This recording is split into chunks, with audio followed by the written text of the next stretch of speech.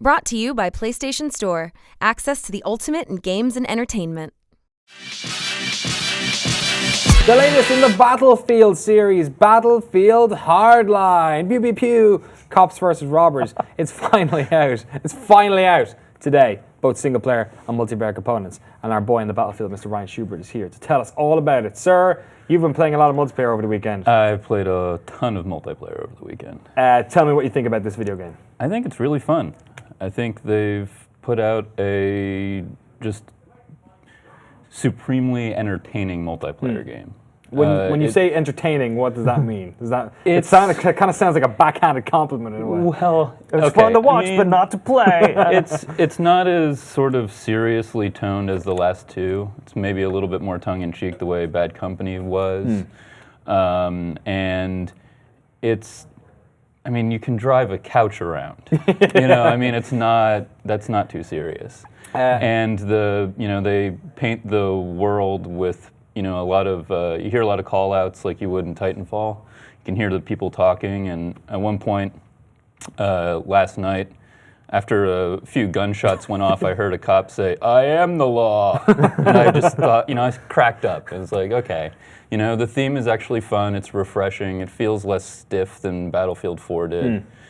The company has a lot to answer for, a lot to live up to after the disaster that was Battlefield 4. They certainly do, and I'm not sure that this is going to necessarily win a lot of fans back, because... Does it feel like a full game, or does it... To me, it doesn't. To me, it feels like a mod, but like a really good mod. Like back when we got Desert Combat in 1942, where it was something that felt like a lot of work went into it, a lot of energy went into it, but it doesn't feel like a completely unique game, and it, like Frostbite, maybe it's Frostbite, but it's just not well designed for the kind of gameplay. For this sort of Grand Theft Auto, high-speed racing, the game isn't designed for the collision and the handling, and a lot of just really wonky things happen when you drive vehicles.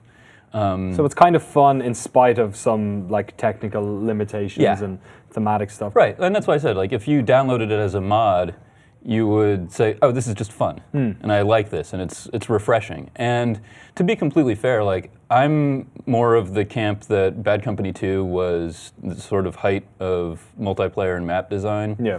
And I was not a very big fan of Conquest as a result. I mean, I've played most of the games in the series, but I just never quite latched onto it. Which is interesting because it's the primary mode on right, it is. For multiplayer. But in this iteration, I think they nailed it. Really? I sat down at one point and played through the entire playlist of maps in Conquest, and I enjoyed absolutely every one of them. Wow. And on top of that, there's a lot of new game modes that are not all great, but they're all varied enough and different enough and fun enough that if you sit down to play and get tired of one, you can switch to the other and still enjoy yourself. Yeah. Whereas I felt like in Battlefield 4, I could really hit a wall playing one game mode and realize that I didn't really want to switch to another one. Maybe the exception is that Team Deathmatch in this game is kind of broken. Yeah. In what way? So they've gone to a full 64-player Team Deathmatch, which is just chaos unto itself. And then the map sizes are all pretty small, which is appropriate for a Team Deathmatch, but then all the spawns are around the edge. Right. And I figured out at one point that you can basically spawn and just run around the edge in circles, and you'll just catch people spawning as you go. And it's not that fun, and it's kind of a cheap way of racking up kills, but there you are, I guess. Are you enjoying it more than Battlefield 4 multiplayer when that first came out? Yes, I think so. I mean, 4, when it first came out, I was a lot more excited about it, and thematically I prefer the war genre to the crime. Yeah. But this is probably more fun. Maybe not all the maps are best designed, but it feels entertaining, it feels good. Let's talk about the thematic side of it then. Is it interesting would you say 64 player, 30 cops versus 30 robbers just shooting the shit out of each other in a city? Conceptually, it makes basically no sense. And I think that's the thing, is that's part of the having fun side of it. Yeah. And driving a couch. Yeah, driving a couch. But and conceptually though, it does actually work within a few of the setups. Like it's not all just completely random. Like why would you do this? You know, the new heist mode, which involves like breaking a vault and getting the money out. There's a few maps that is like really purpose built for, and we haven't had a good set of purpose-built maps in a long time. Like Battlefield 3 and 4, when 3 launched, they made a big deal about how every game mode was on every map. Yes, which was almost a big red flag there immediately. It was kind of a bad idea. Yeah. You know, there were just some maps where it just made no sense, especially Rush, which has more of a linear feel to it, and like it tells a story. Yeah. And going in a circle on a circular map doesn't tell a story, really. And that's better here. I wouldn't say that, you know, they've gotten rid of Rush, which is kind of disappointing. And Rush was that storytelling multiplayer mode, and I don't think any of the new ones quite hit that mark. Yeah. Outside of Counter-Strike, we really don't get a lot of games that have hostages as such a main focus either, right? Right, and yes, there's a hostage mode. There's basically 2 modes that are 5 versus 5, you know, sort of single elimination matches. In the sort of Counter-Strike vein then, I guess. Yeah, and I actually used to like that, the version of that mode when it was in Call of Duty called Search and Destroy. Yeah. And I just thought it was a great break from the way the rest of the game modes played. It was like totally different. You know, you only had one life. You know, I used to play it hardcore, so you didn't have any mini maps or anything, and you really had to communicate with your team. And they kind of added that to Battlefield 4, but it kind of fell flat. And now they've got 2 modes. They've got Crosshair and Rescue. Rescue is the hostage mode. It's a little bit more, the flow of that one doesn't quite play as well as I had hoped it would. But the Crosshair mode, where one of the players is the VIP, Yes. Who gets a golden gun and nothing else, and is being escorted. There's a clip of it right there. there. Yeah. That mode is actually really fun. It's like best of 9, and yeah. So does there need to be a Battlefield 5 this year or really soon, or is this kind of good, and will this sate your desire for a Battlefield game for right now? I think for some people it will. For some people this is maybe an opportunity to try a Battlefield game without getting into like a core Battlefield game. I mean, my thing is I think they should hold off as long as they can on Battlefield 5. I think they need to regroup, reconsider what they're doing with Frostbite. They've got Battlefront on the way. And on top of that, they're still sinking a lot of support into Battlefield 4. Like, you know, if anybody's noticed, Premium is still full price. Really? So they're still, like, milking that. Wow, You know, okay. to put that in perspective, that's like, what, 18 months old? Yeah. And, you know, by comparison, Titanfall came out around this time last last year, yeah, and March. all the DLC is free now. Really? So, Wow, yeah. you know, if you look at just like the business model, they're both EA, so you can't really necessarily blame EA. But, you know, the community test environment is still an active thing. They're still doing new map work with it. There's a community map project going on. They've been doing nighttime versions of some maps. So I think what they're doing is they're supporting Battlefield 4 to keep that core audience entertained with Battlefield 4. And Hardline is just another Nice little diversion. almost, diversion, yeah. So we've talked a lot about the multiplayer. It seems like it's pretty solid. Seems like it's a return to form, a step in the right direction at the very least. What of the single player?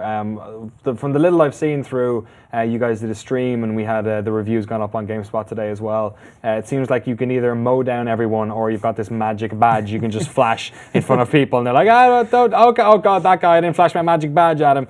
How much have you played and what do you think of it? It kind of looks a lot different to the multiplayer. So I've only played the first 2 episodes, and Oh, you mean levels? So right, so it's divided into episodes, and the episodes are actually delivered in an episodic fashion. They have like a next time on and a previously on kind of structure, Procedural. Yeah, and I actually like that a lot. Really? As I've gotten older, for me to find time to like really dig into a single player game, actually being able to treat it as an episodic makes it kind of easier to digest. Yeah. It's actually kind of how I played the last Call of Duty game too. And I think it's a good structure. And you know, now that EA is doing it, it looks like it's really come fully mainstream. I know Telltale's been doing it for plenty of time. What, do you almost wish that they did this like that? Like they I released do, them? actually. Really? Yeah, I mean, to me, especially because this is sort of a slightly off-brand Battlefield, I think it would have been kind of cool if they released the full multiplayer with like 2 episodes of the single player. You know, bring the price point down a little bit to get more Right. people through the door. And then as they release the story, we'd have more time to decide whether we want to follow the story Yeah. or, you know, just stick to the multiplayer. So when you're playing the game, are you mostly shoot everybody, or are you a flash a badge? Get down on the ground. So I only got into the first 2 sort of levels, which are still kind of tutorial. And I have to admit that as we were doing it on the live stream last week, I was a little bit sort of disappointed at how slow it was. Oh, Like, really? I Yeah. I just wasn't ready for Battlefield to be giving me like a stealth game. Yeah, yeah. Like I wasn't And ready it sounds for. like it from the review as well. Yeah, I mean, it was just, it's sort of out of left field. And, you know, maybe that's because I'm not that familiar with Visceral. Yeah. But, like, yeah, you just saw the clip on the screen. Like, you toss shell casings to distract guards, and then you know, run up, flash your badge. And, you know, Miguel pointed it out in his review how, like, he said, I forget exactly what he said, they're like vampires, like to the Holy Cross. yeah. Like you flash the badge and they like immediately, they're like, I'm sorry. you know, these heavily armed guys with like vests and guns are like, oh man, guy's got a badge, you know, I better, okay, you know. Yeah. And then if you slightly botch that, they go full lethal right away and there's nothing you can do about it. It's like the eventual like evolution of this whole single player multiplayer campaign being different is that you get multiplayer and a single player campaign that could be completely different games, it looks like. And honestly, I kind of feel like, you know, at some point we should consider even like considering them different games, like reviewing them separately. Yeah. You know, because I don't think it's fair. Selling them separately? Even selling them separately. I don't know if it's fair to a game to like mark it down for having a, you know, subpar one or the other when, you know that one thing is primary. For you as a player. Yeah. I don't remember because it's been a while, but I feel like probably, you know, something like BioShock, which tried to tack on, and BioShock 2 tried to tack on a multiplayer, and I imagine it got a little bit penalized for it. And it's like, well, does Well, anybody resources care? and time and money went into something which people wanted that single player experience. So it's like maybe feeling if you'd put that money towards heightening that single player experience, would it have been better? It's interesting though when you consider that so many single player and multiplayer like components are actually made by separate teams. Right. Like surely this one. Well, and they probably feel was. different too. Yeah. I mean, that was the other thing that was so jarring to me playing the single player of this, which was that, you know, the controls are slightly different. There's different equipment that isn't in the multiplayer game. And I know that's kind of common, but it feels really awkward too. Yeah. You know, to the stark contrast between a almost Splinter Cell-like or Metal Gear style experience and the just wall-to-wall insanity that multiplayer is. Yeah. There's not even a, you know, they're not even similar. Yeah. What is the chance that at some point in multiplayer there'll be badge mode where you just run up and flash your badge at people? As soon as That you would get be badge, great. if you get Or like in your face, you have to- Collateral damage mode in single player where suddenly you're just like, fuck it! Just mow I down. imagine in the current climate, Visceral probably wanted to stay away from that one as Yeah, much as just possible. as far away as possible. Yeah. So, do you think you're going to be playing Battlefield? This is the sort of like the final question for like Battlefield fans. Is that like you and Aaron and a bunch of folks in the office have been playing 3 forever and then playing 4 forever? Do you think you're going to be playing Hardline like 6 months from now? That's a tough question. I mean, I'm still kind of shell-shocked from Battlefield 4. Yeah. I kind of have almost like a, you know, Captain Kirk, cannot forgive them for the death of my son kind of a feeling. Like, I was so disappointed at that rollout, how it took so long to fix it. I don't like premium. I think that there's something basically wrong with that model. I mean, at this point for Hardline, I think I've played the beta on PS4 and Xbox One. I played the early access on Xbox One. I played on PS4 for the full release. None of that progress carries over if you play on all of those platforms. Premium doesn't carry over between platforms.